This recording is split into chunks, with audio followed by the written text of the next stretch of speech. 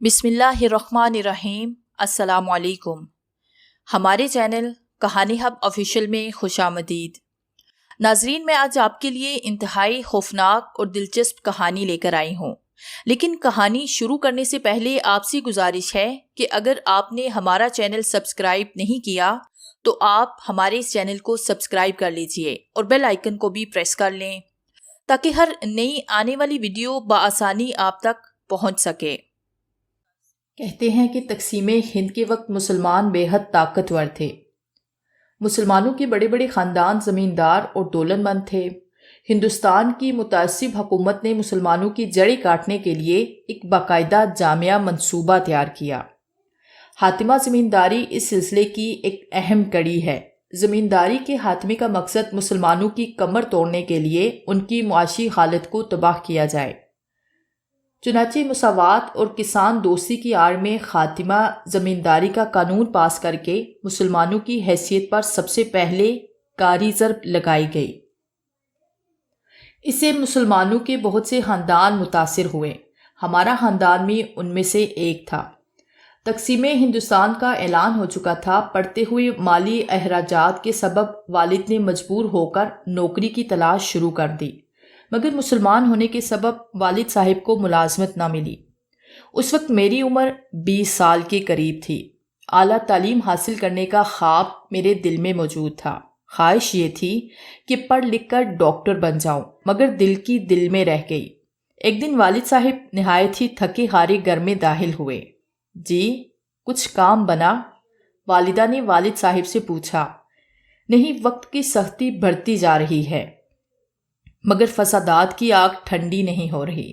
ہندو ابھی تک اس بات کو کسی صورت بھی ہضم نہیں کر پا رہے کہ ہندوستان تقسیم ہو سکتا ہے۔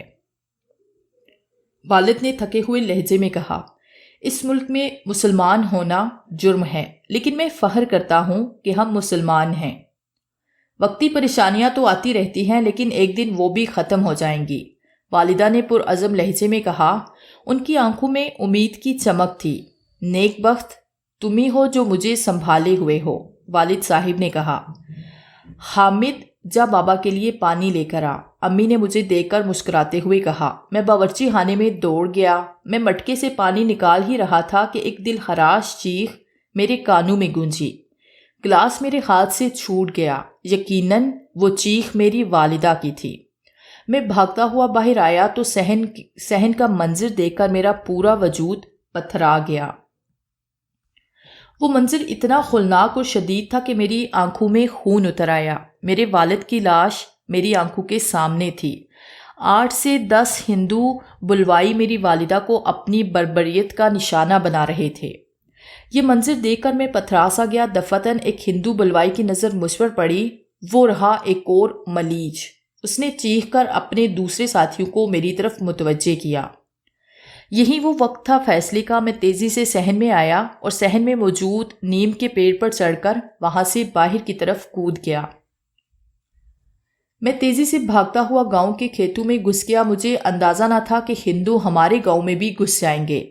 انتقام کی آگ میں میرا رواں رواں جھلس رہا تھا، لیکن دانش مندی کا تقاضا یہ تھا کہ جان بچا کر بھاگا جائے۔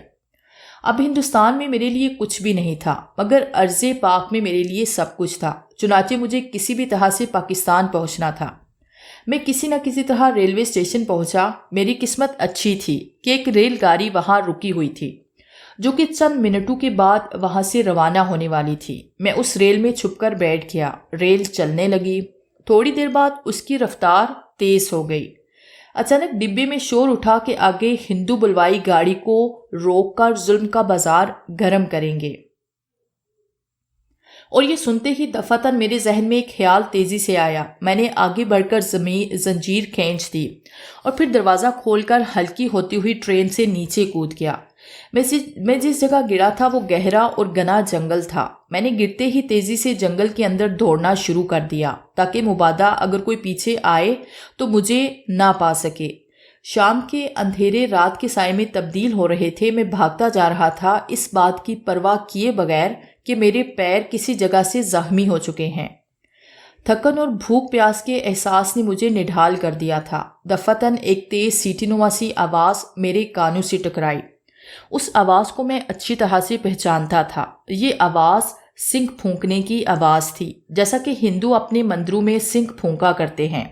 اس اندھیرے جنگل میں سنگ کی آواز نے مجھے لرزا دیا۔ مجھے دور سے روشنیاں نظر آئی۔ میں تیز تیز چلتا ہوا ان روشنیوں کے قریب ہونے کی کوشش کرنے لگا۔ جیسے ہی میں روشنیوں کے قریب آیا، یہ دیکھ کر لرز گیا کہ یہ روشنیاں کسی مندر کی تھی۔ وہاں پر مشعلیں جل رہی تھی۔ اچانک مجھے تیز تیز گھنٹیوں کی آواز سنائی دینے لگی۔ ابھی میں سوچ ہی رہا تھا کہ کیا کروں کہ مجھے قدموں کی آہٹ کی آوازیں سنائی دینے لگی۔ میں لپک کر جھاڑی کے پیچھے ہو گیا۔ میں نے دیکھا کہ 4 آدمی ایک تابوت لے کر مندر کے اندر جا رہے ہیں۔ مشل کی روشنی میں نے دیکھا کہ وہ چاروں آدمی سیاہ لباس میں ملبوس ہیں۔ جیسے ہی وہ چاروں مندر کے اندر داخل ہوئے، میں بھی تجسس سے ان کے پیچھے چل پڑا۔ مندر کے اندر جو کچھ بھی میں نے دیکھا، اس کے تصور سے آج بھی میرے رونگٹے کھڑے ہو جاتے ہیں۔ مندر کی ساری دیواریں سیاہ رنگ کی تھی۔ عجیب ملگجا سا اندھیرا پھیلا ہوا تھا۔ پھر تھوڑی دیر کے بعد مندر کے اندر چاروں طرف روشنی ہو گئی۔ وہ روشنی مشعلوں کی تھی جو کہ مندر کے چاروں کونوں میں روشن تھی۔ وہ تابوت ایک بہت بڑے چبوترے پر رکھا ہوا تھا۔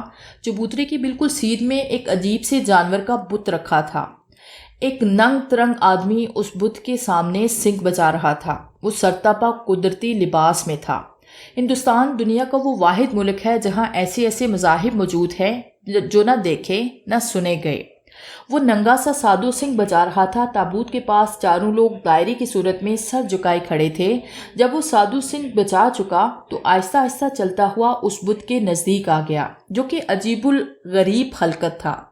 بت کے پاس آ کر چند لمحے تک عقیدت بری نظروں سے اسے دیکھتا رہا، پھر نہایت ہی سرعت سے بت کے ہاتھ میں پکڑے خنجر سے اپنی انگلی زخمی کر لی، پھر وہی زخمی انگلی بت کے ماتھے پر لگا دی۔ پھر وہ تیزی سے اسی تابوت کے پاس جا پہنچا۔ میرے دیکھتے ہی دیکھتے ان چاروں میں اپنے سیاہ لباس اتار پھینکے۔ اب وہ تابوت کے سامنے قدرتی لباس میں کھڑے تھے۔ ایک نے آگے بڑھ کر تابوت کا ڈھکن اٹھا دیا۔ تابوت کے اندر سے ایک لاش کو باہر نکال کر فرش پر رکھ دیا۔ وہ لاش کسی عورت کی تھی۔ دوسرے ہی لمحے میرے سامنے نہایت ہی خوفناک اور حیرت انگیز منظر تھا۔ وہ سب لاش پر کتے کی طرح لپٹ گئے، اپنے دانتوں سے اسے جھنجھوڑنے لگے۔ چند ہی لمحوں میں وہ لاش خون سے لت پت نظر آنے لگی۔ حیوانیت کا اتنا بھیانک منظر تھا کہ جب تک زندہ رہوں گا کبھی بھی نہیں بھلا پاؤں گا۔ منظر اتنا خوفناک تھا کہ میری چیخ نکل گئی۔ میری چیخ نکلتے ہی ان کا وحشیانہ فعل رک گیا۔ رکو، یہاں کوئی ہے، ایک نے دوسرے کو مخاطب کر کے کہا۔ پکڑ سالے کو، ورنہ پولیس کو لے آئے گا، دوسرے نے کہا۔ اس کی بات سن کر میں چیختا ہوا باہر کی جانب بھاگا، وہ بھی میرے پیچھے پیچھے باہر کی طرف لپکے۔ اب میں نے جنگل میں مخالف سے بھاگنا شروع کر دیا۔ بھاگتے بھاگتے میرا پیر پھسلا اور میں لڑکھڑا کر گر پڑا۔ درد کی ایک شدید ٹیس نے مجھے ہلا کر رکھ دیا، لیکن پکڑے جانے کا خوف ہر خوف پر بھاری تھا، اس لیے میں نے درد کی پرواہ نہ کرتے ہوئے اور تیزی سے بھاگنا شروع کر دیا۔ رات کا اندھیرا گہرا ہو چکا تھا۔ جنگل انتہائی خطرناک ہوتا ہے، طرح طرح کے جنگلی جانوروں کا خطرہ ہمیشہ درپیش ہوتا ہے۔ بھاگتے بھاگتے مجھے ایک کچا سا راستہ نظر آیا۔ میں نے اس راستے پر اتر کر چلنا شروع کر دیا۔ میں بہت تھک چکا تھا۔ یہ کچے راستے محکمہ جنگلات کی اصطلاح میں سانپ لائن کہلاتے ہیں، کیونکہ یہاں سانپ لائن ہوتے ہیں، وہاں جنگل زیادہ گھنے اور دلدل ہوتے ہیں۔ اب ایک نیا خوف میرے ذہن پر سوار تھا، آدم خور جانوروں کا سب سے زیادہ خوف۔ چلتے چلتے میں ایک ڈھلان اترنے لگا۔ ڈھلان جہاں ختم ہوتی تھی وہاں جھاڑیاں تھیں اور چھوٹا سا نالا بہہ رہا تھا۔ میں نالا عبور کرنے لگا کہ اچانک جھاڑیوں میں حرکت پیدا ہوئی اور میں وہیں رک گیا۔ جھاڑیوں میں سے جو چیز باہر آئی اسے دیکھ کر خوف سے میرے رونگٹے کھڑے ہو گئے۔ جھاڑیوں سے نکلنے والا ایک شیر تھا۔ جھاڑیوں سے باہر نکل کر اس نے سر اٹھا کر میری طرف دیکھا۔ چند سیکنڈ تک وہ میری طرف چمکیلی آنکھوں سے دیکھتا رہا، پھر منہ کھول کر جمائی لی اور آگے بڑھ گیا۔ میں نے اللہ کا شکر ادا کیا، ورنہ اس وقت میری موت لازمی تھی۔ میں نالا پار کر کے دوسری طرف نکل گیا۔ جیسے ہی میں دوسری طرف پہنچا، میرے سامنے ایک طویل جنگل تھا۔ میرا جسم تھکن سے چور تھا، مزید آگے بڑھنے کی ہمت نہ تھی، چنانچہ میں ایک درخت سے ٹیک لگا کر وہیں لیٹ گیا۔ تھوڑی دیر میں نیند کی آغوش میں پہنچ گیا۔ آنکھ کھلی تو سورج نکل چکا تھا۔ جسم کی تھکن سے تو میں تر و تازہ ہو چکا تھا، لیکن پیٹ کی تھکن اب بھی موجود تھی۔ جس جگہ میں بیٹھا تھا وہاں جنگلی پھلوں کے درخت وافر مقدار میں تھے۔ اب مجھے یہ معلوم نہیں تھا کہ اس میں کون سا پھل کھانے کا ہے اور کون سا زہریلا ہے۔ میں نے ڈرتے ڈرتے اسی درخت کا پھل توڑا جس سے میں ٹیک لگا کر سویا تھا۔ وہ پھل دیکھنے میں سیب جیسا لگتا تھا، چنانچہ میں نے اللہ کا نام لے کر اسے کھانا شروع کر دیا۔ وہ پھل ذائقے میں انتہائی شیریں تھا۔ میں کافی سارے پھل کھا گیا۔ اب میرا ارادہ کسی گاؤں میں پہنچنے کا تھا تاکہ وہاں سے پاکستان جا سکوں۔ مجھے یہ علم نہ تھا کہ میں ہندوستان کے کس حصے میں ہوں۔ بہرحال کسی نہ کسی طرح سے یہاں سے نکل کر پاکستان جانا تھا۔ پھل کھانے کے بعد میں اٹھ کھڑا ہوا۔ میرا ارادہ جنگل کو عبور کر کے کسی بستی یا گاؤں میں جانے کا تھا، مگر جنگل گہرا اور گنا ہوتا ہی چلا جا رہا تھا۔ جیسے ہی میں آگے بڑھا ایک چھوٹی کھائی سی آ گئی۔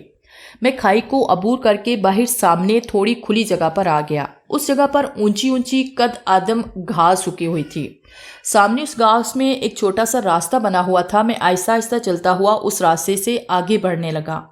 بہرحال میں پھونک پھونک کر قدم بڑھاتا گھاس کے کتے سے باہر نکل آیا۔ آگے پھر جنگل تھا مگر درخت الگ الگ کھڑے تھے۔ سامنے ایک چھوٹا سا ٹیلہ تھا جس کی ڈھلان جھاڑیوں نے ڈھانپ رکھی تھی۔ میں ٹیلے کے پہلو سے ہوتا ہوا دوسری جانب آیا۔ سامنے درختوں کے جھنڈ تھے، اس کے درمیان ایک چھوٹا سا تالاب تھا اور اس کے پیچھے ایک سیاہی مائل بھوری دیوار دکھائی دی۔ میں تالاب کے پاس آ گیا۔ تالاب زیادہ بڑا نہ تھا۔ تالاب سے آگے ایک ٹوٹا ہوا گیٹ جو کہ آدھا زمین میں دھس چکا تھا۔ شاید میں کسی پرانے قلعے کے پاس کھڑا تھا۔ قلعے کی طرز و تعمیر بالکل مغلیہ دور کی تھی۔ میں تیز سے چلتا ہوا گیٹ سے اندر داخل ہو گیا۔ دفعتاً میں چونک کر رک گیا۔ میرے سامنے ایک گول چبوترے پر بنی ہوئی چھوٹی سی بارہ دری تھی۔ میں بارہ دری کے پاس آ گیا۔ بارہ دری کے اندر ایک مہروتی برچی تھی۔ برچی کا رنگ بارشوں اور دھوپ کی وجہ سے سیاہ پڑ چکا تھا۔ میں برچی کے چبوترے سے اتر کر راہداری میں پھرنے لگا۔ ایک جگہ زینہ محل کے چوپائے کو جاتا تھا۔ میں زینہ طے کر کے اوپر کو آ گیا۔ وہ ایک نیم سا تاریک چھوٹا سا خالی کمرہ تھا جس کی سیاہ دیواریں گویا آگے کو جھکی ہوئی تھی۔ ایک عجیب سی خاموشی طاری تھی۔ میں چھوٹے دروازے سے گزر کر دوسرے کمرے میں چلا گیا۔ یہ مستطیل کمرہ تھا۔ اس کے جنگل کی جانب 3 جھروکے تھے۔ ایک جھروکے میں سے چھوٹی سی گیلری باہر کو نکلی ہوئی تھی، مگر گیلری کا فرش غائب تھا اور زمین کی گہرائی نظر آ رہی تھی۔ میں اس لمبے سے کمرے سے گزر گیا۔ کمرے کے آخر میں پتھر کی 3 سیڑھیاں نظر آئی۔ میں سیڑھی سے اوپر چڑھنے لگا۔ جیسے ہی میں دوسری سیڑھی پر پہنچا، سیڑھی میرے پاؤں کے وزن سے دب گئی۔ اچانک افتاد سے میں پریشان ہو گیا۔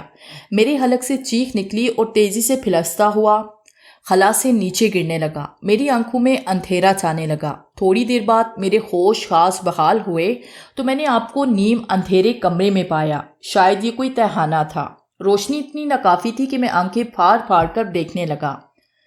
اندھیرے کمرے میں نہایت ٹھنڈک تھی۔ کوئی شے واضح نہ تھی۔ کمرے کے صحیح حد و خال کا بھی اندازہ نہیں ہو پا رہا تھا۔ اچانک مجھے خوشبو کا احساس ہوا۔ خوشبو کا احساس نہایت لطیف تھا۔ نہ وہ خوشبو گلاب کی تھی نہ ہی موتیے کی، لیکن خوشبو انتہائی معطر اور اپنے اندر ایک پراسرار سا احساس رکھتی تھی۔ اس کے ساتھ ہی مجھے کسی کے لباس سے سرسراہٹ سنائی دی۔ ایسے لگا کہ جیسے کوئی ریشمی لباس والی عورت میرے قریب سے گزری ہو اور خوشبو کا ایک بھرپور جھونکا میرے پاس چھوڑ گئی ہو۔ اچانک مجھے ایسے محسوس ہوا کہ جیسے کسی نے میرے ہونٹوں کو چھوا ہو۔ کسی کے لطیف سے لمس کا بھرپور احساس مجھے محسوس ہوا، جیسے کسی نے میرے ہونٹوں کو چوما ہو۔ میں تھر تھر کانپنے لگا کہ یا اللہ، یہ کیا ماجرا ہے۔ اچانک مجھے کسی نے زوردار دھکا دیا تو میں چیختا ہوا دیوار سے جا ٹکرایا اور وہیں چپک گیا۔ خوشبو کا احساس، لطیف احساس اب تیز ہونے لگا۔ اب مجھے ہر طرف خوشبو ہی خوشبو محسوس ہونے لگی۔ میرے ہوش و خاص تیزی سے میرا ساتھ چھوڑتے جا رہے تھے۔ اس کے بعد میں نے اپنے آپ کو خلاؤں میں تیرتا ہوا محسوس کیا۔ پھر ہر احساس منجمد ہو گیا۔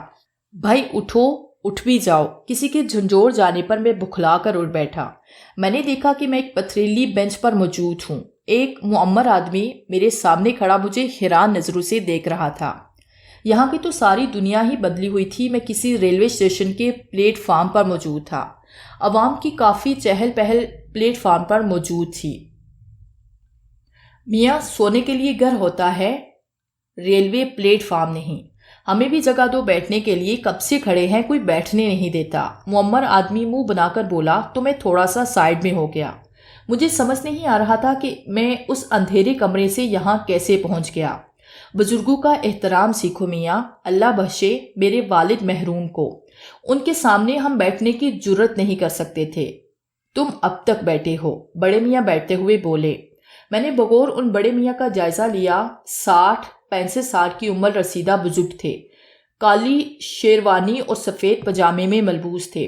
ریلوے پلیٹ فارم پر عوام کی ایک تعداد تھی۔ حیرت کی بات یہ تھی کہ اس پلیٹ فارم پر مجھے سارے کے سارے شلوار قمیض کرتا پاجامہ شرٹ میں ملبوس نظر آئے، لیکن ہندو لباس میں کوئی بھی نہیں تھا اور نہ کوئی پولیس والا نظر آیا۔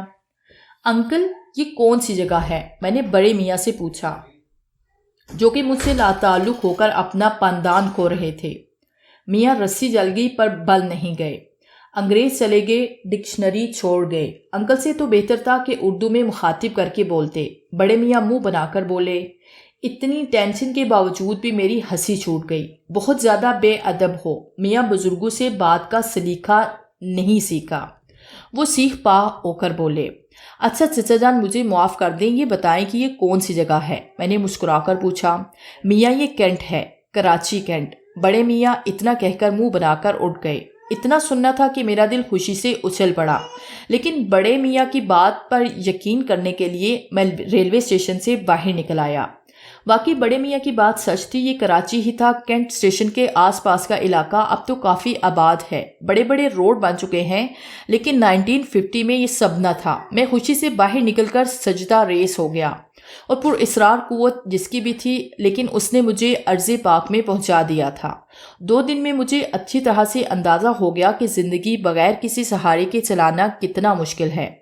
روشنیوں کی اس شہر میں دور دور تک اندھیرا ہی اندھیرا تھا۔ دل ہی دل میں اس اجنبی شہر میں بیگانگی کا احساس لیے نوکری کی تلاش میں مارا مارا پھرتا رہا۔ میونسپلٹی کارنل ہی پیٹ کی آگ بجھاتا اور پیاس بھی۔ 2 روز کے بعد میں ایک مزار کے سامنے بیٹھ گیا۔ اس مزار سے ملی ہوئی خیرات سے پیٹ کی آگ بجھائی، لیکن دل میں تھوڑی غیرت اور ضمیر باقی تھا۔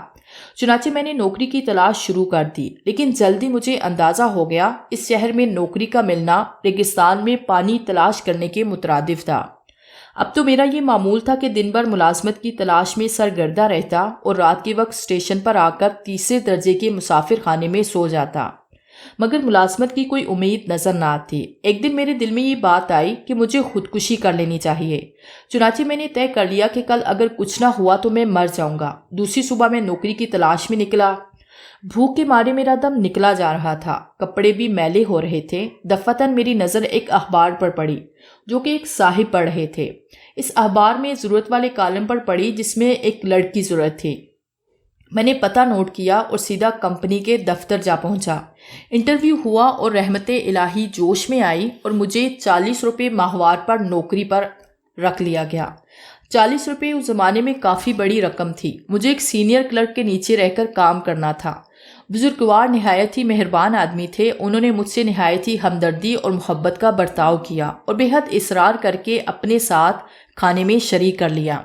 ملازمت کے حصول کے بعد فوری طور پر مکان کی تلاش شروع کر دی، لیکن کرائے اتنے زیادہ تھے کہ میرے لیے نہایت مشکل ہو جاتا۔ چنانچہ مجھے کافی عرصے تک مکان نہ مل سکا۔ میں نے غریبوں کی آبادی میں مکان کی تلاش شروع کر دی۔ جلد ہی مجھے قبرستان کالونی میں ایک چھوٹا سا مکان مل گیا۔ یہ محلہ قبرستان کالونی اس لیے کہلاتا تھا کہ اس محلے کے وسط میں ایک پرانا قبرستان آباد تھا۔ لوگوں کو اپنی ضروریات پوری کرنے کے لیے اس قبرستان سے گزر جانا پڑتا۔ وہ چھوٹا سا مکان بالکل قبرستان کے ساتھ ہی بنا ہوا تھا۔ جاہل اور توہم پرست لوگوں نے اس کے ساتھ ہی عجیب و غریب روایات جوڑ دی تھی کہ یہ مکان آسیب زدہ ہے۔ آسیب زدگی زیادہ پرانی نہیں، صرف 1 ماہ پہلے ہی اس مکان میں پر اسرار واقعات رونما شروع ہو گئے تھے، جس کی بدولت یہ مکان خالی ہو گیا۔ لوگوں کا خیال تھا کہ قبرستان کی روحیں اس مکان میں بسیرا کرنا چاہتی ہیں۔ خیر وہ مکان میں نے کرائے پر لے لیا۔ مالک مکان بھی خوش تھا۔ چلو مسئلہ حل ہوا۔ اس مکان میں وہ میری پہلی رات تھی۔ مکان کی کھڑکی سے قبرستان صاف دکھائی دیتا تھا۔ میرے پاس لیٹنے کے لیے چارپائی اور چادر تک نہ تھی۔ بہرحال میں اس مکان میں داخل ہوا تو مجھے ایسے لگا کہ گلابوں کی سی خوشبو میرے ارد گرد پھیل گئی ہو۔ مجھے ایسے لگا کہ جیسے یہ خوشبو میں نے پہلے بھی سونگھی ہو۔ مجھے انتہائی عجیب سا لگا کہ یہ خوشبو کہاں سے آئی۔ میں نے کوئی خیال نہ کیا اور فرش پر ہی لیٹ گیا۔ فرش خاک کی نیند بڑی ہی اچھی تھی، ایسی نیند جو کہ محملی گدو پر نصیب نہ ہو سکتی تھی۔ صبح میں آنکھیں ملتا ہوا اٹھا، آفس جانے کی تیاری کرنے لگا۔ دفعتاً میری نظر کاغذ کے ایک پرزے پر پڑی۔ میں نے اس پرزے کو اٹھایا تو پتہ چلا کہ 10 روپے کا نوٹ تھا۔ نوٹ دیکھتے ہی مجھ پر شادی مرگ کی کیفیت طاری ہو گئی۔ 10 روپے اس زمانے میں کافی بڑے تھے۔ بہرحال میں موقع غنیمت جان کر وہ نوٹ رکھنے لگا۔ نوٹ کو بھرپور طریقے سے استعمال کرتے ہوئے میں نے تقریباً ضرورت کی تمام چیزیں خرید لی۔ چادر، تکیا، مٹی، تیل کا لیمپ، پانی کا گلاس اور ایک صراحی۔ یہ سب خریدنے کے بعد بھی روپیہ بچ گیا۔ رات کے قریباً 11 بجے ہوں گے۔ گہری تاریکی چھائی ہوئی تھی۔ مجھے پائل کی آواز سنائی دی، جیسے کوئی دوشیزہ پازیب پہن کر چل رہی ہو۔ آواز قبرستان سے آ رہی تھی۔ میں تجسس کے زیر اثر اٹھ کر اس آواز کے پیچھے چل پڑا۔ قبرستان میں گہری تاریکی اور سناٹا تھا۔ آواز اب بھی میرے کانوں میں گونج رہی تھی۔ دفعتاً مجھے اپنے پاس سے خوشبو کا جھونکا سا گزرتا ہوا محسوس ہوا۔ مجھے ایسے لگا کہ کسی نے میرے بھالو کو چھوا ہو۔ میں ڈر کر پیچھے ہٹ گیا اور ساتھ ہی میں نے کھنکتے ہوئے کہکہے کی آواز سنی۔ یہ سب محسوس کر کے میں ڈر گیا اور بھاگتا ہوا اپنے کمرے میں داخل ہو گیا۔ مجھے سمجھ نہیں آ رہا تھا کہ یہ کیا چکر ہے۔ کافی دیر تک جاگتے رہنے کے بعد میں سو گیا۔ صبح سویرے جب میں اٹھا تو میری حیرت کی انتہا نہ رہی۔ 10 روپے کا ایک نیا نوٹ موجود تھا۔ یقیناً کسی شخص کی یہ حرکت تھی جو مجھے پریشان کرنا چاہتا تھا۔ میرے خیال میں میری غیر موجودگی میں کسی نے وہ نوٹ وہاں رکھ دیا تھا۔ میرے لیے یہ بات باعث حیرت تھی۔ ایک اجنبی شہر میں اپنے بھی بیگانے ہوتے ہیں، کون اتنی رات کو دوسرے کی مدد کرنے آئے گا؟ میں نے بڑی کوشش کی اس معاملے کو سمجھنے کی، مگر میں قاصر رہا۔ شام کو دفتر سے لوٹتے وقت میں نے اور ضروریات زندگی کا سامان خریدا اور واپس آ گیا۔ اب تو ہر روز مجھے صبح ایک نیا 10 کا نوٹ مل جاتا۔ میں نے راتوں کو جاگ کر بھی اس راز کو معلوم کرنے کی کوشش کی، مگر میں ناکام رہا۔ چنانچہ میں نے صحیح لاحاصل چھوڑ کر اس نعمت سے فیضیاب ہونا شروع کر دیا۔ چند ہی دنوں میں میرے ٹھاٹھ ہی بدل گئے۔ دفتر والے حیران تھے کہ یہ کیا ماجرا ہے۔ واقعی مکان کے اس آسیب نے میری زندگی بدل دی تھی۔ محلے والے بھی حیران تھے کہ اس آسیب زدہ مکان میں کوئی شخص اتنے دن کیسے رہ سکتا ہے۔ اس روز کے بعد مجھے ایسے لگتا کہ کوئی غیر مری مخلوق میرے ساتھ ہے۔ خوشبو کا ہلکا ہلکا سا احساس مجھے ہر وقت معطر کیے رہتا تھا۔ میں جہاں جہاں جاتا خوشبو ہر وقت میرے ساتھ رہتی۔ نہ جانے وہ کون سی مخلوق تھی جس کا سایہ ہر وقت میرے ساتھ رہتا تھا۔ نوٹوں کی آمد روز کی طرح جاری تھی۔ ایک رات میں پہلے کی طرح تمام چیزوں کا جائزہ لینے کے بعد بستر پر دراز ہو گیا۔ نیند کا کوسوں دور تک پتہ نہیں تھا۔ چند ہی منٹ گزرے ہوں گے مجھے بستر پر دراز ہوئے، اچانک میرے کانوں میں آواز گونجی۔ مجھے ایسے محسوس ہوا کہ مجھے کسی نے اپنے ہاتھوں کی چوڑیاں کھنکھنا کر متوجہ کیا ہو۔ پھر دوسرے ہی لمحے ایسے لگا کہ جیسے کسی نے میرے تکیے کو چھوا ہو۔ میں سمجھ گیا میرے اس نادیدہ ہمدرد نے نوٹ تکیے کے نیچے رکھ دیا ہے۔ زندگی میں پہلی مرتبہ کسی غیر مرئی وجود کو اتنے قریب سے محسوس کیا تھا۔ ڈر سے جیسے میرا خلق خشک ہو گیا۔ پسینے کی ننھی ننھی بوندیں میں اپنے ماتھے پر محسوس کر رہا تھا۔ کون ہو تم؟ سامنے آؤ۔ جواب میں ایک کہکہا میرے کانوں میں گونج گیا۔ اب تو کیا تھا؟ خوف سے میرے سارے مساموں سے پسینہ پھوٹ پڑا۔ میں حامد علی خان یہ اعتراف کرتا ہوں کہ میں اس وقت بہت زیادہ ڈر گیا تھا۔ مجھے معاف کر دو، میں کل یہاں سے چلا جاؤں گا، میں نے ہکلاتے ہوئے کہا۔ میں نے اتنا ہی کہا تھا کہ لمحے کے 1000ویں حصے میں کمرے میں سفید رنگ کا ہلکا سا دھواں پھیل گیا۔ اسی لمحے مجھے ایک سفید پیکر کی جھلک دکھائی دی۔ وہ سفید پیکر روشنی کے ذرات میں منقسم ہوتا رہا۔ روشنی کے سنہرے ذرات مجسم ہوتے رہے۔ پھر میں نے ایک انتہائی حسین و جمیل دوشیزہ کو دیکھا۔ وہ انتہائی خوبصورت تھی۔ اس کی آنکھوں میں بلا کی چمک تھی، چہرے پر بھی بے پناہ رونق تھی۔ میں شاعر تو نہیں تھا، مجھے شاعری آتی ہے، مگر مجھے ایسے لگا جیسے سنہری اور کاسنی رنگت نے مل کر دوشیزہ کا روپ لے لیا ہو۔ یوں لگ رہا تھا جیسے کہ 14ویں کا چاند اس کے چہرے پر چمک رہا ہو۔ اس کا جسم انتہائی خوبصورت اور لوچدار تھا۔ اس میں رعنائی بھی تھی، اس میں بھڑکتے ہوئے جذبات بھی تھے، معصومیت بھی تھی۔ غرض کی ہر رعنائی اس میں موجود تھی۔ ایک لمحے کے لیے میں اپنے آپ کو بھول گیا، ڈر و خوف میرے دل سے نکل گیا۔ اس کے جسم سے پھوٹتی سوندھی سوندھی خوشبو میرے وجود کو معطر کیے جا رہی تھی۔ وہ پرشوق نگاہوں سے مجھے گورے جا رہی تھی۔ ماشاءاللہ، میرے منہ سے از خود نکل گیا۔ اس نے شرما کر سر جھکا لیا۔ کون ہو تم؟ میں قلعہ کی آتما ہوں، میرا نام اوشا ہے، وہ مسکرا کر بولی۔ قلعے کی آتما؟ میں نے حیرت سے کہا۔ ہاں، جب تم پہلی بار اس قلعے میں داخل ہوئے تھے جو کہ جنگل میں ہے، تمہیں داخل ہوتا دیکھ کر تم مجھے اچھے لگے۔ میرے دل میں تمہارے لیے پریم کا احساس جاگا، اس لیے میں نے تمہیں پاکستان پہنچایا اور پھر تمہارے پیچھے یہاں آ گئی۔ تو وہ آپ تھی جس نے مجھے پریشانیوں سے بچایا، لیکن اتنے دن میری مدد کیوں نہ کی؟ میں نے تمہاری ہر لمحہ مدد کی، مگر تم ہو کون؟ میں نے جرأت کر کے پوچھا۔ میں ایک مظلوم آتما ہوں، ایک وحشی درندہ جو کہ میری دولت کا بھوکا تھا۔ وہ میرا چچا تھا، اس نے زبردستی میری دولت چھپا لی اور میری معصومیت کو بھی داغدار کر دیا۔ میرے دل میں بھی خواب تھے، ارمان تھے کہ میں کسی کی دلہن بنوں، لیکن عزت کے چلے جانے کے بعد میں نے خودکشی کر لی۔ میں نہیں چاہتی تھی کہ کلینک کا ٹکا بن کر دنیا میں رہ سکوں۔ میں نے اپنے چچا سے بدلہ لیا، اسے اتنی بھیانک موت مارا کہ پوچھو بس۔ اس کے بعد ایک کامل نے میری آتما کو قلعے میں قید کر دیا۔ اس کے بعد تم آئے تو میں آزاد ہو گئی۔ اس کے لہجے میں بلا کا سوز تھا، اس قدر درد تھا کہ پتھر کا دل بھی پگھل جائے۔ مگر آپ مجھ سے کیا چاہتی ہیں؟ میں نے پوچھا۔ میں آپ کی سیوا کرنا چاہتی ہوں اور پریم پر میرا ادھیکار ہے۔ میں آپ سے اس قدر پریم کروں گی کہ سارے دکھ ختم ہو جائیں گے۔ دکھوں کا سن کر میری آنکھوں میں آنسو تیرنے لگے۔ میرے دکھ تو میری موت کے ساتھ ختم ہوں گے۔ جن لوگوں نے میرے ماں باپ کو مارا، میری ماں کو بے عزت کیا، وہ اب بھی زندہ ہے اور میں بدلہ تک نہ لے سکتا۔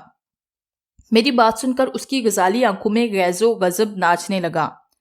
تمہارے ماں باپ کے قاتل وہ اپنے انجام کو پہنچ چکے ہیں۔ میں نے انہیں چن چن کر مارا ہے۔ میں نے کہا تھا نا کہ میں نے ہر لمحہ تمہاری مدد کی، میں یہی کام کر رہی تھی۔ اس کی بات سن کر میں نے اپنے دل میں سکون سا اترتا محسوس کیا، چنانچہ میں بستر پر دراز ہو گیا تو اسی لمحے نرم و نازک انگلیاں میں نے اپنے بالوں میں گھومتی ہوئی محسوس کی۔ نہ جانے کب تک وہ میرا سر سہلاتی رہی، دباتی رہی۔ اس کے بعد مجھے نیند آ گئی۔ اب تو اس روح کا ساتھ ہر وقت میرے پاس ہوتا، وہ ہر وقت میرے ساتھ ہوتی، اس کی باتیں ختم نہ ہوتی۔ ایک دن اس نے مجھ سے نہایت عجیب و غریب سوال کیا، کیا آپ میری تشنا پریم کو پورا کر سکتے ہیں؟ کیا میں آپ کی سیوک بن کر رہ سکتی ہوں؟ ایسا تو نہیں ہو سکتا۔ تم ایک روح ہو اور میں انسان ہوں، ہمارا میل نہیں ہو سکتا۔ میں نے کہا، ہو سکتا ہے، لیکن وعدہ کرو کہ جو میں کہوں گی اسے تم پورا کرو گے، کیونکہ میں تمہیں اپنا سب کچھ مان چکی ہوں۔ میں وعدہ کرتا ہوں۔ میں نے شدت جذبات سے مغلوب ہو کر اس کے ہاتھ کو دباتے ہوئے کہا۔ میری بات سن کر وہ مسکرائی اور بولی، اگر تم نے وعدہ توڑا تو میں واپس چلی جاؤں گی، ہمیشہ ہمیشہ کے لیے۔ میں وعدہ کرتا ہوں، محبت کی منزلوں کو پار کر رہوں گا۔ میں جذباتی لہجے میں بولا، تو تمہیں مرنا ہوگا تاکہ تم بھی میری طرح ہو جاؤ، وہ عجیب لہجے میں بولی۔ اور اس کی بات سن کر میں سناٹے میں رہ گیا۔ موت جیسے مجھے اپنے چاروں طرف منڈلاتی ہوئی نظر آئی۔ میں شاید محبت کی اس منزل تک نہیں پہنچا تھا جو کہ محبت کا حاصل ہے، جہاں صرف اور صرف محبوب اور کچھ بھی نہ ہو۔ عشق اور محبت کی منزلیں اور قسمیں میں اپنی جگہ سہم کر رہ گیا۔ مجھے خاموش دیکھ کر وہ مسکرائی۔ وہ مسکراہٹ انتہائی پھیکی تھی۔ کیا ہوا؟ جواب تو دو۔ تم ایک روح ہو اور میں زندہ انسان۔ میری محبت اتنی کامل نہیں کہ میں تمہارے لیے مر سکوں۔ میں نے سر جھکائے دھیرے سے کہا۔ میری بات سن کر اس کے چہرے پر ایک رنگ آ کر گزر گیا۔ دوسرے لمحے وہ کہکہا لگا کر ہنس پڑی۔ کافی دیر تک ہذیانی انداز میں ہنستی رہی۔ ہنستے ہنستے اس کی غزالی آنکھوں سے آنسو گر پڑے۔ میں جانتی تھی کہ ایسا ہی ہوگا۔ میں نے جھوٹ بولا تھا کہ میرے چچا نے مجھے برباد کیا۔ میری ساری داستان جھوٹ تھی۔ جھوٹ بولا؟ مگر کیوں؟ میں نے کہا، یہ کہانی آج سے 400 سال پہلے شروع ہوتی ہے۔ میری شادی راجکمار نیل کنٹھ سے شروع ہوتی ہے۔ وہ مجھ سے بڑا پیار کرتا تھا اور میں بھی اس سے پیار کرتی تھی۔ مجھے خون حرابے سے نفرت تھی، چنانچہ اس نے میرے لیے وہ قلعہ بنوایا جہاں تم پہلی بار آئے تھے۔ اس نے میری طرف اشارہ کر کے کہا۔ میں نے اس کی طرف دیکھا تو اس کی آنکھوں میں آنسو تھے۔ میں خوشی خوشی اس قلعے میں رہنے لگی۔ پھر اس قلعے میں کرمان سنگھ آیا۔ کرمان سنگھ فوج کا سپہ سالار تھا۔ اس جیسا بھرپور مرد میں نے کہیں بھی نہ دیکھا، اتنا بانکا، اتنا سنجیلا کہ ہر عورت اس کی چوڑی چھاتیوں میں سمانا فخر محسوس کرتی۔ میں اس پر بری طرح سے ریجھ گئی۔ چند دنوں بعد نیل کنٹھ کسی کام سے ریاست کی طرف گیا تو پھر کیا تھا، چند دنوں میں کرمان سنگھ اور میں رانی اوشا دیوی، جس نے اپنا سب کچھ ایک سپہ سالار کے حوالے کر دیا، میرا جسم، میری آتما، سب کے سب کرمان سنگھ کے غلام بن گئے۔ ایک دن نیل کنٹھ نے ہمیں قابل اعتراض حالت میں دیکھ لیا۔ وہ اچانک ہی شہر سے واپس آ گیا تھا۔ نیل کنٹھ یہ منظر دیکھ کر آپے سے باہر ہو گیا اور اس نے کرمان سنگھ پر حملہ کر دیا۔ لڑائی میں نیل کنٹھ بھاری پڑ رہا تھا، دونوں ہی تلوار بازی کے ماہر تھے۔ اس سے پہلے کہ نیل کنٹھ کرمان سنگھ کو قتل کرتا، میں نے تلوار نیل کنٹھ کے پشت میں گھونپ تھی۔ مرنے سے پہلے نیل کنٹھ نے مجھے بد دعا دی کہ میں پیار کو ترسوں گی، ٹھکرائی جاؤں گی، استعمال کی جاؤں گی۔ پھر کرمان سنگھ اور میں نے وواہ کر لیا۔ اس نے مجھ سے محبت کی، بے حد مجھے محبت دی کہ نیل کنٹھ کی بد دعا بے معنی لگنے لگی۔ محبت بھی ایک دھوکہ تھی۔ ایک دن کرمان سنگھ نے قلعہ مجھ سے اپنے نام کروایا اور لات مار کر قلعے سے مجھے نکال دیا کیونکہ اس کا دل کسی اور پر آ گیا تھا۔ میں نے قلعے کی چھت سے کود کر آتم ہتیا کر دیا اور میری آتما وہاں بھٹکنے لگی۔ رفتہ رفتہ لوگ ڈر کر قلعہ چھوڑ کر بھاگنے لگے اور کرمان سنگھ ایک لڑائی میں مارا گیا۔ نیل کنٹھ کی بد دعا کام آئی اور میں محبت کو ترسنے لگی۔ لوگ مجھ سے ڈرنے لگے، بھاگنے لگے، قلعہ ویران ہو گیا۔ قلعے میں ہر جگہ نیل کنٹھ ہنستا ہوا محسوس ہوتا، جیسے وہ کہہ رہا ہو، دیکھو اوشا، محبت کے بدلے محبت ملتی ہے اور دھتکار کے بدلے دھتکار۔ تم نے مجھے ٹھکرا کر ذلت کا راستہ چنا اور ذلت رسوائی کی موت تمہیں ملی۔ میں ہر وقت روتی رہتی، ندامت اور بے چینی نے مجھے کہیں کا نہ رکھا تھا۔ کوئی 300 سال بعد اس قلعے میں ایک عامل سادھو آیا۔ اس کا نام بھیرو تھا۔ بھیرو بڑا ہی خطرناک انسان تھا۔ طاقت حاصل کرنے کے لیے وہ کچھ بھی کر سکتا تھا۔ چنانچہ اس نے میری آتما کو قابو کر لیا اور اپنی شیطانی قوتوں کی تکمیل کرنے لگا۔ مجھے قابو کرنے کی وجہ اور بھی تھی۔ اس نے اپنے استاد کی بیٹی کے ساتھ منہ کالا کیا اور اسے مار دیا۔ استاد کو جب پتہ چلا، اس نے اپنی قوتوں سے اس کی مردانہ قوت چھین لی۔ اس سادھو نے کالے جادو کی کسی کتاب میں پڑھا تھا کہ ایک ایسی عورت جو کہ آتما ہتیا کر چکی ہو اور جس نے اپنے پتی کو قتل کیا ہو، اس کی آتما کو قابو کرنے سے میری مردانہ قوت بحال ہو جائے گی۔ تو اس نے مجھے قابو کر لیا۔ ہر روز کسی نہ کسی نئی لڑکی کے ساتھ منہ کالا کرتا اور کالے جادو کا علم کرتا۔ جب وہ مرنے لگا تو اس نے مجھے کہا کہ مرنے کے بعد وہ بدروح بن کر اس کی روح کو نہیں چھوڑے گا، لیکن ایسا نوجوان آئے گا جو کہ میرے پتی کا ہم شکل ہوگا۔ اس کے آتے ہی تیری آتما میرے چنگل سے آزاد ہو جائے گی، لیکن اگر اس نے تیری بات کو منع کیا اور تجھے ٹھوکر مار دی تو میرے وش میں ہو جائے گی تو۔ وہ سادھو مر گیا۔ اوشا کی روح خاموش ہو گئی تو اس کی آنکھوں سے آنسو بہہ رہے تھے۔ میں حیرت سے کھڑا یہ داستان سن رہا تھا۔ میں نے اسے دلاسا دینے کے لیے آگے بڑھا تو وہ 2 قدم پیچھے ہٹ گئی۔ پاس مت آؤ، تو میرے پتی کے ہم شکل ضرور ہو لیکن ویسے نہیں۔ وہ میری کسی بات کو نہیں ٹالتا تھا۔ میں نے اسے دھوکہ دیا۔ میرے پتی کی بد دعا پوری ضرور ہوگی۔ تم نے مجھے ٹھکرا دیا، انکار کر دیا۔ میں جا رہی ہوں اس سادھو کی سیوک بننے، میرے قریب مت آؤ، میرے گرد آگ کا چکر ہے۔ اتنا کہہ کر وہ رونے لگی۔ اچانک میں نے دیکھا کہ نہ جانے کہاں سے ایک آگ کے شعلے نے اسے اپنی لپیٹ میں لے لیا۔ کچھ ہی لمحوں بعد وہاں نہ شعلہ تھا اور نہ ہی میری اوشا۔ اوشا چلی گئی، اپنے ساتھ 10 کا نوٹ بھی لے گئی۔ میری زندگی کی وہ عیاشی جو اس نوٹ کے سبب تھی وہ بھی ختم ہو گئی۔ وہ تو گئی لیکن دل میں ایک کسک چھوڑ گئی، ایک ایسی کسس جس کا کوئی نام نہ تھا۔ چند دنوں بعد مجھے احساس ہونے لگا کہ میری زندگی کا مقصد وہ نوٹ نہیں بلکہ اوشا کی محبت تھی۔ اس کی کمی مجھے محسوس ہونے لگی تھی۔ میں پاگلوں کی طرح اوشا اوشا کرنے لگا۔ آفس میں بھی کام سے میرا جی اچاٹ ہونے لگا۔ بالآخر مجھے کام سے جواب مل گیا لیکن مجھے اس کی پرواہ نہ تھی۔ میں کراچی کی سڑکوں پر پاگلوں کی طرح پھرنے لگا، اوشا کو ڈھونڈنے لگا لیکن میرے درد کا مداوا نہ تھا۔ ایک دن میں دیوانوں کی طرح اسی قبرستان میں بیٹھا تھا۔ گھر میں اوشا کے ساتھ میں نے کافی وقت گزارا تھا۔ میرے کپڑے میلے ہو چکے تھے، سر اور داڑھی کے بال بھی کافی بڑھ چکے تھے۔ میں بیٹھا ہوا تھا کہ مجھے فضا میں خوشبو کا ہلکا سا جھونکا محسوس ہوا۔ اس خوشبو کو میں ہزاروں میں پہچان سکتا تھا۔ یہ میری اوشا کی خوشبو تھی۔ میں اٹھ کر پاگلوں کی طرح بھاگا۔ اندھو کی طرح یوں بھاگتے ہوئے میں کھلی ہوئی قبر میں جا گرا۔ میں نے اٹھنے کی کوشش کی لیکن اٹھ نہ سکا۔ مجھے ایسے لگا کہ جیسے کسی نے مجھے دبوچ لیا ہو۔ گرفت سخت تھی، خوف سے میرے جسم نے پسینہ اگل دیا۔ کون ہے؟ میرے حلق سے سہمی ہوئی آواز نکلی۔ تم بغیر اجازت میری قبر میں کیسے آئے؟ ایک سخت کھردری آواز میری سماعت سے ٹکرائی۔ गलती से ओशा की खुशबू आई थी मुझे, माफ कर दो, जाने दो, मैंने गिड़गिड़ाते हुए कहा।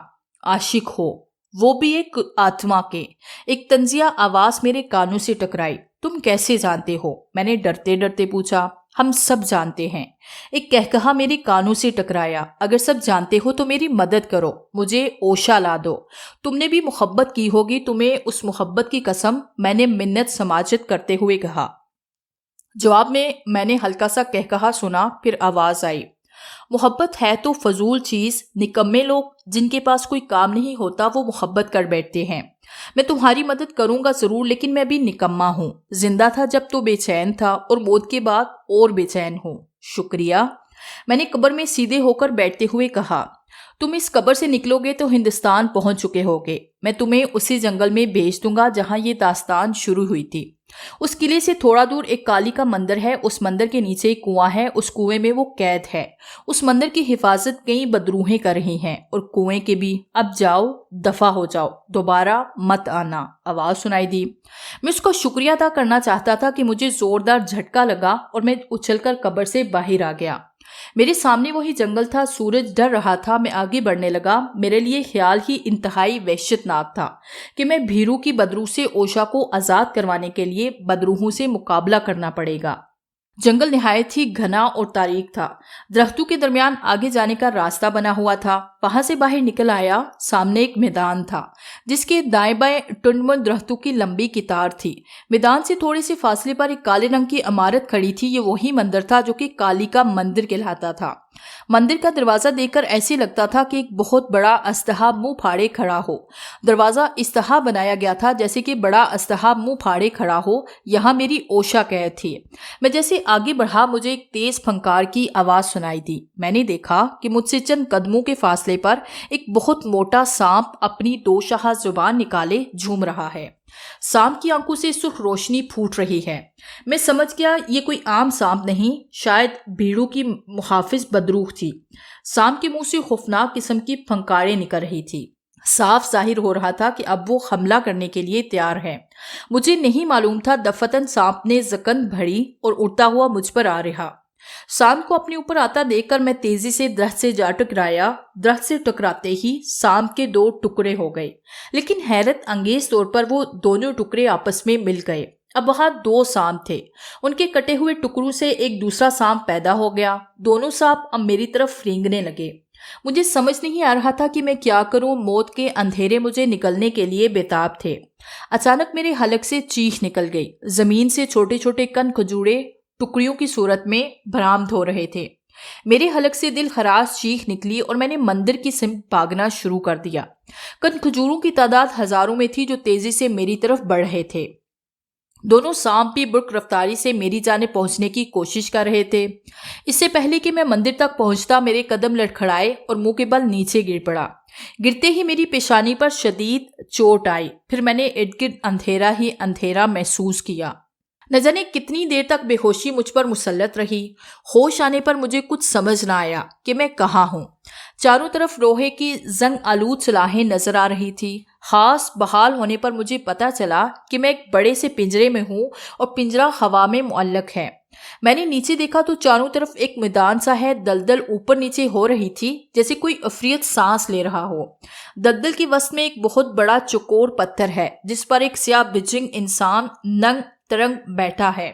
दफतन मैंने हैरत अंगेज मंजर देखा। दलदल में किसी औरत का आधा धड़ अंदर था, आधा बाहर था।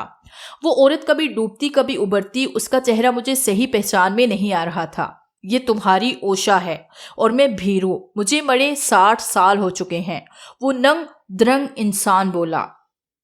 ओशा को इतनी कर्बनाक हालत में देखकर मेरी आंखों से आंसू रवा हो गए।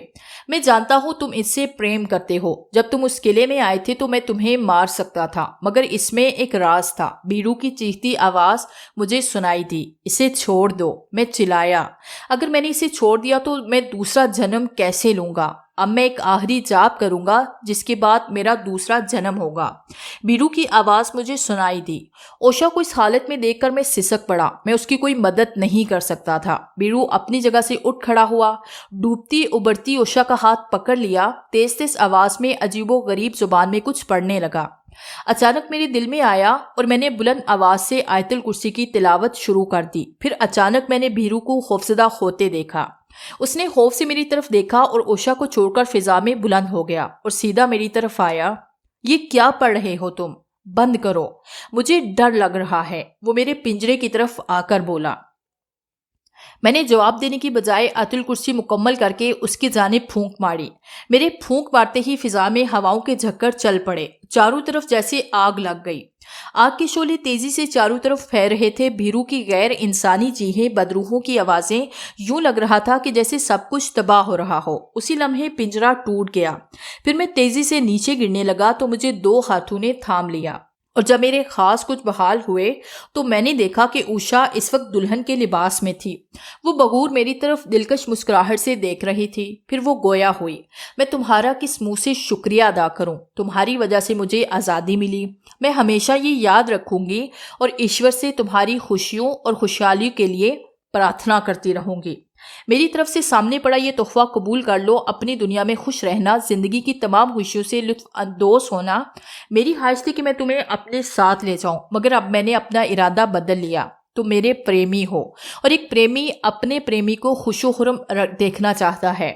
میں ایشور سے پرارتھنا کروں گی کہ دوسرے جنم میں ہم دونوں کا ساتھ ہو۔ اچھا، اب میں چلتی ہوں۔ اور پھر اس کے گرد گاڑھا گاڑھا سفید دھواں پھیلنے لگا۔ اس کے بعد جب دھواں چھٹا تو اس جگہ سے اوشا غائب تھی۔ اس وقت میں اپنا دل پکڑ کر فرش پر بیٹھ گیا۔ میری آنکھوں سے آنسو بہنے لگے تھے۔ میں سسکتا رہا، بلکتا رہا۔ کئی گھنٹے میں اسی حالت میں بیٹھا رہا۔ کافی دیر بعد جب میرا غم کچھ کم ہوا تو میں نے اپنے قریب پڑی ہوئی پوٹلی پر نظر ڈالی۔ اسے کھولا تو حیران رہ گیا۔ میری آنکھیں حیران ہو گئی کیونکہ پوٹلی میں ہیرے جڑے سونے کے زیورات موجود تھے۔ میں تمام زیورات کو الٹ پلٹ کر دیکھتا رہا۔ پھر اچانک میرے دل میں آیا کہ کہیں کوئی آ گیا تو۔ پھر میں نے پوٹلی باندھی اور بغل میں دبائے وہاں سے نکل گیا۔ میرے دن پلٹ گئے اور میں ترقی کرتا چلا گیا۔ شادی ہوئی۔ شادی کے بعد اللہ نے 2 بیٹے اور 1 بیٹی سے نوازا۔ مگر کوئی ایسا دن نہیں ہوتا کہ اوشا مجھے یاد نہیں آتی۔ جب اس کی یاد آتی ہے تو میں اس کی یادوں میں کھو جاتا ہوں اور اس کے لیے دل سے دعائیں نکلتی ہیں۔